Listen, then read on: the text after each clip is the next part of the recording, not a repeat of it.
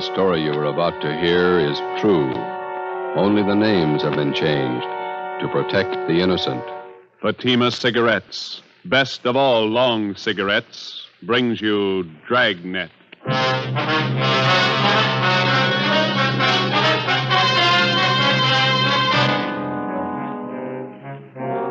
You're a detective sergeant. You're assigned to accident investigation, felony detail. In the early hours of the morning, a woman pedestrian is struck down by a hit-and-run driver. Your job, find him.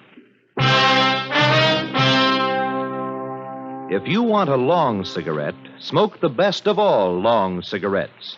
Smoke king-size Fatima. Fatima is the long cigarette which contains the finest Turkish and domestic tobaccos superbly blended to make Fatima extra mild. And that's why Fatima has a much different, much better flavor and aroma than any other long cigarette. That's why Fatima has more than doubled its smokers coast to coast.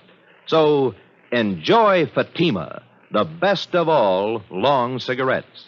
It's wise to smoke extra mild Fatima. It's wise to smoke extra mild Fatima.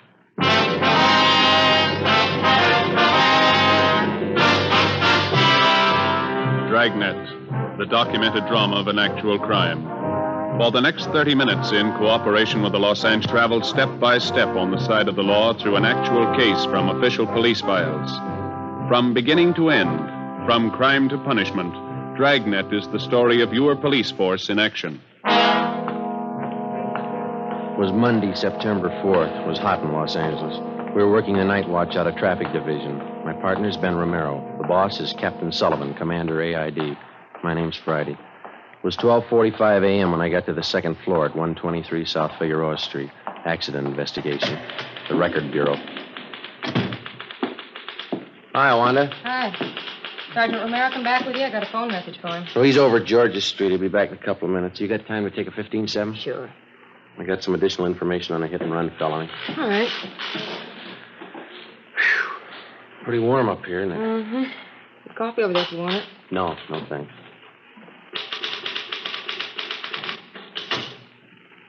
All right, officer's memo. Subject?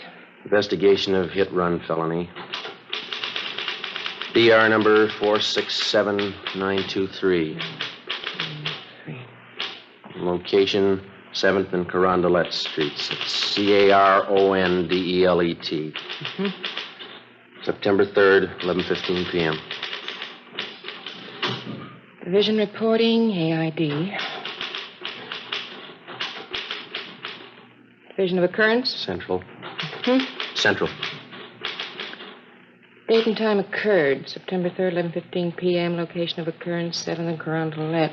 Just going to run long, Sergeant? Oh, page and a half. Go faster in shorthand. I can transcribe it later. All right.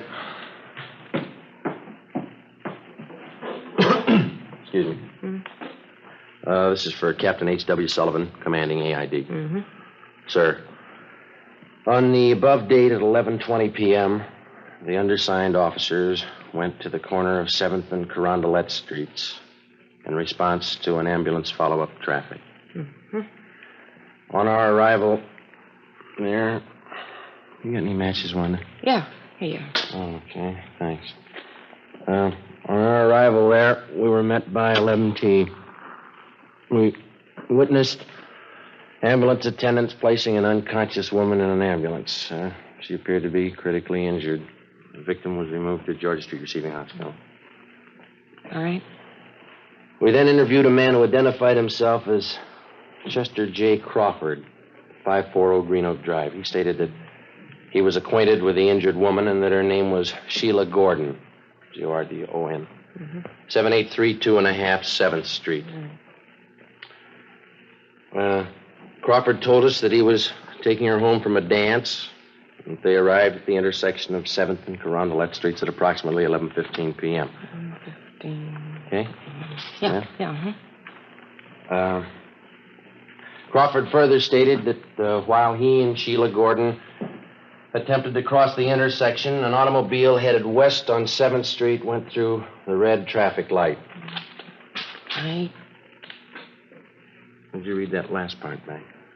Attempted to cross the intersection. An automobile headed west on 7th Street went through the red traffic light. Okay. Crawford told us that he jumped out of the path of the car and tried to pull Miss Gordon with him. He said that the car struck her down without slowing down, continued out 7th Street, and disappeared. Oh, wait a minute.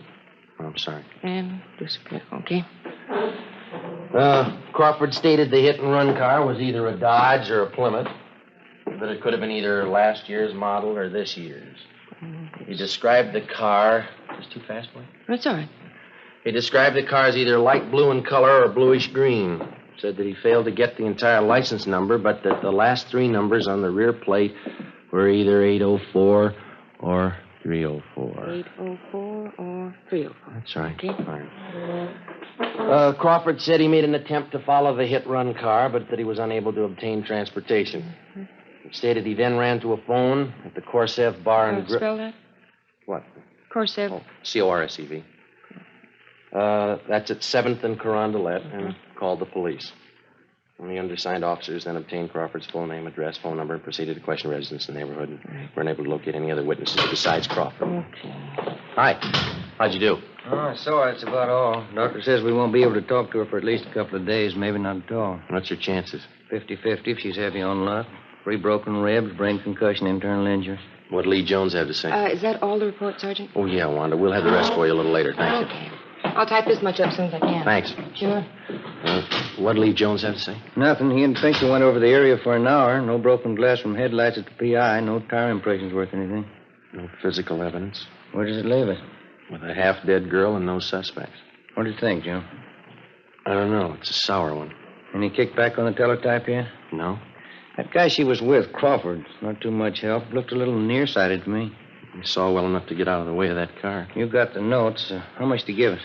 Let me see. I got it here in the book. The car was either a Dodge or a Plymouth, late model. Color, either light blue or blue-green. And the last 3 numbers on the license plate were 804 or 304. It's a big field to pick from. That's the only lead we own. You can call it that, yeah. Well, I guess we better talk to DMV, get the dope on all cars fitting that description that Crawford gave us. It's going to be a hard trip. At least 3,000 cars to track down. Probably closer to 4. What do we do for help? We can ask the captain in the morning. I'll get him. Okay. Record Bureau, Romero. Yeah, Yeah, we'll bring him right over. Yeah, bye. It's Lee Jones again. Yeah? Says he wants the clothes Sheila Gordon was wearing at the time of the accident. He figures when she got hit, her clothes must have left fabric marks on the front of the car. Well, it might work. There's only one trouble. What's that? You can paint off fabric marks. Well, it's a long list. Let's take it from the top. Yeah. Find the car.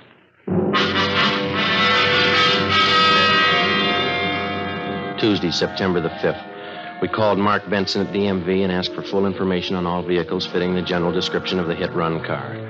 We went back and talked to the only witness to the hit-and-run, the victim's boyfriend, Chester Crawford. He could add nothing to what he had already told us. There was no response to the local teletype and the all points that were sent out the night before. Garages, auto repair, and paint shops throughout the city were also alerted. Meantime, at General Hospital, the victim, Sheila Gordon, was still close to death. The search for the hit-run car went on. 2 days passed. Thursday, September 7th, the information we requested from DMV was being checked out and compiled. Ben and I met with Captain Sullivan. That's the last of them, Skipper. All the cars in this area that fit the general description of the one we're after. You just get it? Yeah. How many cars did they list? 4,620. Even more than you expected, eh? Yeah. No chance at all of narrowing it down? None that we can see, no. Terrific order. Well, we tried to figure it from every angle. Now we can do it 2 ways. Yeah? We keep the alert on for the hit-run car around the divisions, all the garages in town, the auto repair shops. In other words, we can wait it out. Maybe we'll get the guy, maybe not. Yeah? Or we can check out every one of the cars on this list and the registered owners. Well, the first way isn't going to do the job. We know that. 4,600 cars. How much help will you need? About 30, 40 men. How long? A couple of weeks, maybe more. All right. I think I can get them from Metro Division. When do you want to start? First thing tomorrow. Okay, I'll set it up. All right, Skipper. Thank you. Excuse me, Joe. There's a lady out here to see you. Okay, thanks. We'll check you in the morning, Skipper. Right. That's her over there. Thank you. My name's Friday, ma'am. This is Sergeant Romero. How do you do? I'm Dora Lytell, Sergeant. I'm Sheila Gordon's landlady, the girl in the accident. Yes, ma'am. Well, Mr. Crawford, he was with Sheila that night. He told me about you, and he said he thought you might be able to help. How do you mean? Well, it's a long story. See, when Sheila Gordon first came to live at my rooming house, she was a good girl like the rest. Lately, well, her being sick now and all, I don't like to say it. Yeah? Well, frankly, last few months before the accident, Sheila just went bad completely. I don't think I follow you, ma'am. Oh, you know, carousing, all kinds of men, visitors, had a different man in her apartment every night. Well, we're investigating a hit-run case, ma'am. Sheila gets out of the hospital. Hate to talk about her when she's sick like this, but when she's all right, I don't want her back in my rooming house. I'm afraid that's none of our business either, ma'am. But if you could talk to Sheila, persuade her to move from my house, I don't want any wrangle with the rental board again. Couldn't you talk to her? I'm sorry, there's nothing we can do, ma'am. You better talk to her yourself. It'll just be another row like the last time. Shameless woman. I don't want Sheila Gordon back in my house. I'll go to that hospital myself and tell her. She's a pretty sick girl. It's not my fault. Go right over to that hospital and tell her what I think of her. She's hurt pretty bad. So am I. She's hurt me. What's the difference? You haven't been run over by a car.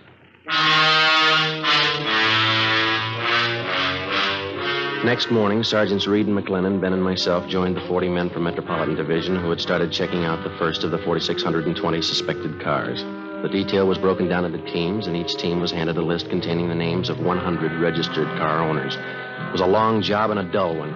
Dozens of people weren't at home when we called. We had to rig up a system of checkbacks for each one of these.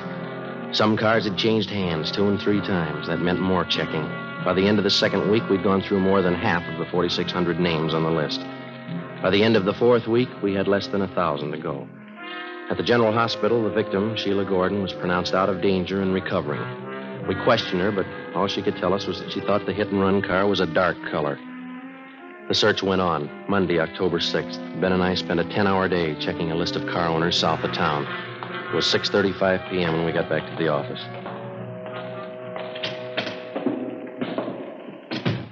Hi. Hi, Reed. How'd you do today? Fair. Looks like we got one. What do you mean? Guy's name is Ralph Angelo. Let's see. 8690 Backerley Road. Checked him out early this morning. First call. What'd you get? One's a late model Plymouth, light blue. License number, there it is, 17 Arthur 2804. Wasn't home. Talked to his wife. Yeah? She said the car's been sitting home in the garage for the past month. Husband won't drive it. What's the story? Told her there was something wrong with it. He was going to trade it in. McLennan and I tried it. Car's in first-class shape. What about the front end of the car? Pretty clean. One of the bars in the radiator grill slightly bent. Soft crease on the hood, another one in the right fender. Did you bring the car in? Yeah. Crown has been working on it since lunch down the garage. Anything else? Found a gas receipt in the glove compartment, dated September 3rd, night of the accident. Where's Angelo now? Santa Barbara, business trip. Due home tonight about 10. McLennan and I'll pick him up then. See what he's got to say. That sounds good. How many possibilities does that make, Joe? Well, let me see. Out of 3,700 we've checked, about 4 good ones. I'll get that. Accident investigation, Friday. Hi, Joe. This is Lee Jones. Yeah, Lee. Just finished checking the Plymouth Reed and McLennan brought in. Did you find anything? Fabric prints on front bumper and the hood. No? Indentation of soft object on hood and right front fender. Something else on that fender. What's that? Set of lip impressions. What's it mean? We found the car. Only one job left. Yeah? Find the driver.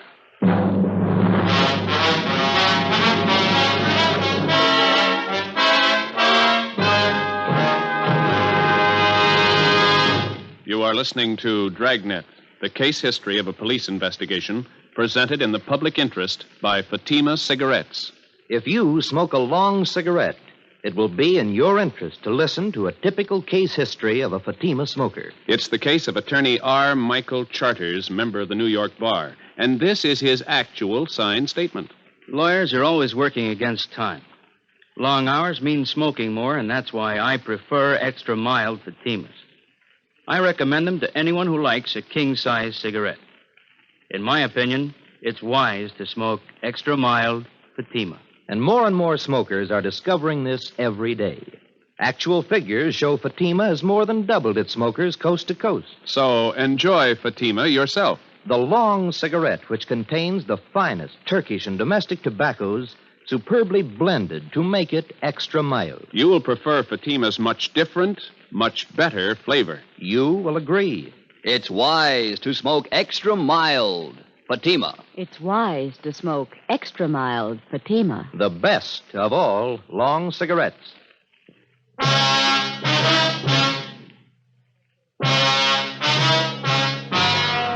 Monday, October 6th, 10 p.m. Suspect Ralph Angelo was picked up at his home by investigating officers and brought downtown to the interrogation room.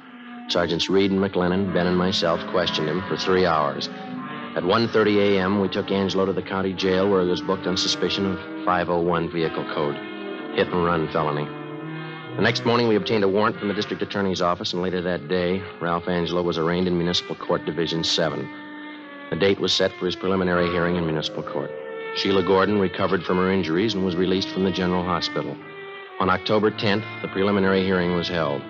Sheila Gordon was on the stand most of the morning. After the noon recess, I was called to testify. Raise your right hand. You solemnly swear that testimony about to give pending in this case be the truth, whole truth, nothing but the truth, so help you God. I do. State your name. Joe Friday. Be seated.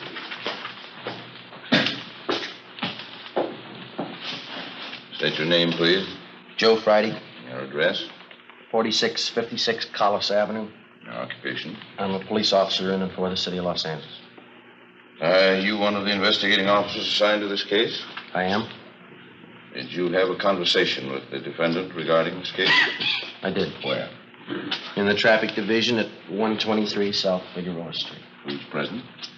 The defendant, Sergeants McLennan, Reed, Romero, and myself. Were the statements made by the defendant free and voluntary? They were. Was there any promise of immunity or reward or the use of force or violence to induce him to make the statement? No, there was none. You tell the court the extent of the conversation at that time. Well, first of all, I asked him if he was the registered owner of a 1948 Plymouth automobile, California license number 17 Arthur 2804. He admitted that he was. And then I asked him if he was driving that car on the night of September 3rd. He said he was, but that he did not drive anywhere near the location of the hit-and-run felony that night at 7th and Carondelet Street. Did the defendant tell you where he drove his car that night? No, sir. You asked the defendant where he drove his car that night of September 3rd? Yes, I did. And what did he answer? Well, he said, it's none of your business. Did you persist in this line of questioning? Yes, I did. The defendant continued to refuse to give you the information? That's right. Did the defendant state where he was on the night of September 3rd, between 10 p.m. and midnight? He refused to tell us. You advised the defendant at that time that his car had been impounded for investigation? That's right, we did. You advised him that several points of incriminating evidence had been found in the car? Yes, we did. And what did he say in answer? Well, he said, you can't prove a thing. I wasn't near the place. You can't prove a thing. Was that the extent of the conversation between you and the defendant? It was. Thank you, that's all. Counsel for defense? No questions, Your Honor. Leland Jones, come to stand.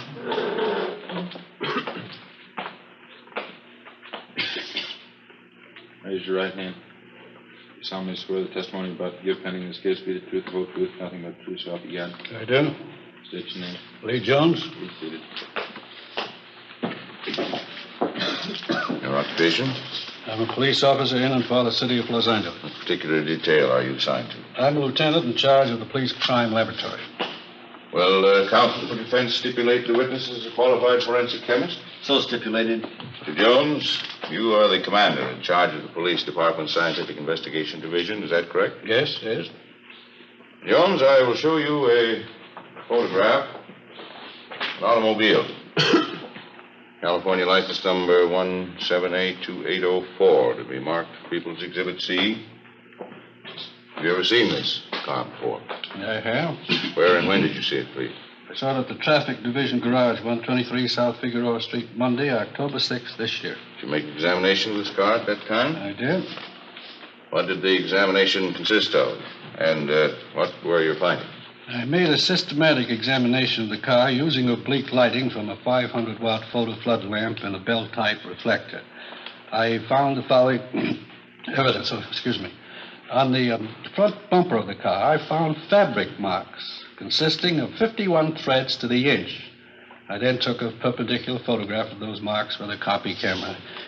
Here is a photograph of that portion of the bumper containing those marks. Now, I wish this photograph be marked People's Exhibit D for identification. Let it be so You marked. proceed, please, Mr. Jones. What else did you find in your examination of the defendant's car? I found fabric marks on the cowling of the car, extending back onto the hood. These marks were made by fabric having a weave of 38 ribs to the inch. I have here a photograph of those marks. Thank you. I'm going to ask this photograph to mark people's exhibits E. So, Mark? What else did you find in your examination of the car, Mr. Jones? I also noted an indentation in the right portion of the car's hood. It had the appearance of having been made by a soft object enclosed in fabric striking the car. Would a human body struck by a car make such an indentation? Yes, it would. Here's a photograph I took of that indentation on the defendant's car. I'll ask this photograph to mark as people's exhibit F. So marked. All right, continue, Mr. Jones. On the top of the right-hand fender of the car, I found a lip imprint in red lipstick. I lifted that print with a piece of cellophane tape, then placed the tape on a plain white card, which I have right here with me. Thank you. Ask this card to mark people's exhibit G. So marked. Now, Mr. Jones, these pieces of evidence which you found on the defendant's car, did you compare them with other objects? I did. Will you please state what comparisons you made and your findings? Well, in the first place, I find that the fabric marks in People's Exhibit C, taken from the bumper of the car, has the same count per inch as the stockings worn by the victim, Sheila Gordon. Secondly, I found the fabric marks shown in People's Exhibit D from the cowling hood of the car to be the same count per inch as the coat worn by the defendant. I further made a comparison between the lip imprint found on the right fender, as shown in People's Exhibit G, and various exemplars of the victim's lips. She made the exemplars by placing her lips against heavy, stiff white paper. I have those exemplars with me. Ask David Marks, People's Exhibit H. So marked. Now, may I ask, how did the lip imprint taken from the defendant's car compare with these sampled imprints made by the victim's lips? I found that there were 17 points of similarity between the two. These points of similarity consist of various small lines or wrinkles which match identically, as may be seen in the photographs. Jones, do you have an opinion as to the origin of the lip imprint on the defendant's car as shown in People's Exhibit G? I do. What is that opinion? It's my opinion that the lip imprint on the defendant's car, as shown in Exhibit G, was made by the lips of the victim, Sheila Gordon. With me. Now, Mr. Jones, we recognize, of course, that you're a qualified forensic chemist. But are you going to set yourself up as an expert on women's lips, too? Well, I've done some research in that department, too. Mr. Jones, isn't it possible that any number of lip imprints made by different people would look exactly alike? No, it is not possible. There are no two things in the world exactly alike. There are no two sets of lip imprints alike. Well, anyone who's been around at all would know that. That's all, Mr. Jones. Thank you. Repeat his case, Your Honor. Counsel for the defense? We will not offer any defense at this time, Your Honor. It appears to me that a felony has been committed and reasonable cause to believe that the defendant committed it. The defendant will be held to answer in superior court. Tuesday, November 4th. Suspect Ralph Angelo was arraigned in Superior Court, Department 88, and the date of his trial was set for December 1st. During the weeks preceding the set of the trial, we worked with Lee Jones in the district attorney's office preparing the case against Ralph Angelo.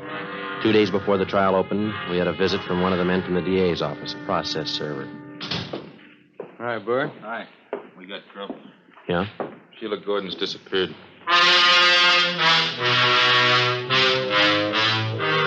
Wednesday, December 1st, Ralph Angelo's trial opened and Sheila Gordon was called to the stand.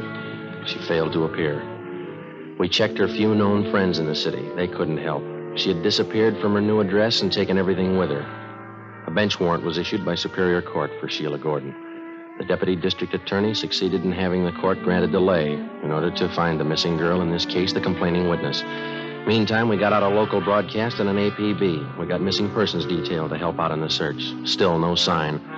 Ralph Angelo's lawyer asked the court for dismissal of the hit-and-run felony case because of Sheila Gordon's failure to appear. On December the 8th, the court ruled on the motion. Regarding the motion by the defense for dismissal of hit-and-run felony charges against Ralph C. Angelo, because of the prosecution's failure to produce the complaining witness, to wit, Sheila R. Gordon, the court feels it would not serve the interests of justice to continue the case. Case dismissed. The search for Sheila Gordon went on. Behind us, we had logged 3 solid months of police work, checking and running down more than 4,000 cars. Hours of labor in the crime lab. More hours pounding the pavement, questioning people, checking, rechecking. Without a trial and a conviction, it didn't mean a thing. 3 days before Christmas, we received information that the missing girl was living in a small town south of Los Angeles. Ben and I checked the address. What was the apartment number? 7A, wasn't it? Oh, yeah. Mm-hmm. Again.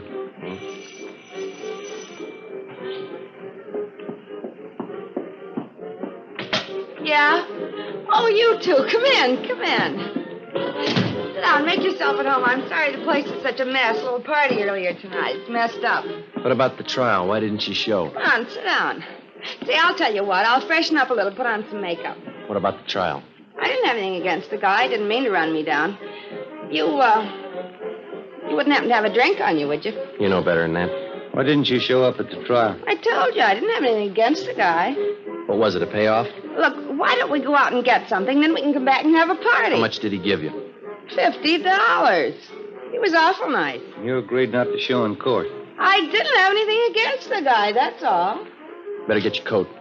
Why? That's what the court wants to know. You're taking me in. Why? Is there any law against forgiving? Yeah, when you get paid for it.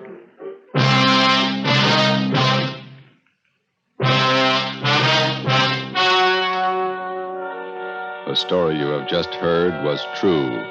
Only the names were changed to protect the innocent. On February 3rd, trial was held in Superior Court, Department 88, City and County of Los Angeles, State of California. In a moment, the results of that trial. It's amazing how many long cigarette smokers are changing to Fatima. Here is the actual report. From coast to coast, king-size Fatima has more than doubled its smokers. Yes, more and more smokers every day are discovering that Fatima is the best of all long cigarettes. Long cigarette smokers find Fatima has a much different, much better flavor and aroma. Long cigarette smokers find that Fatima is extra mild because it's the long cigarette which contains the finest Turkish and domestic tobaccos superbly blended to make it extra mild. So enjoy extra mild Fatima, best of all long cigarettes. It's wise to smoke extra mild Fatima. It's wise to smoke extra mild Fatima.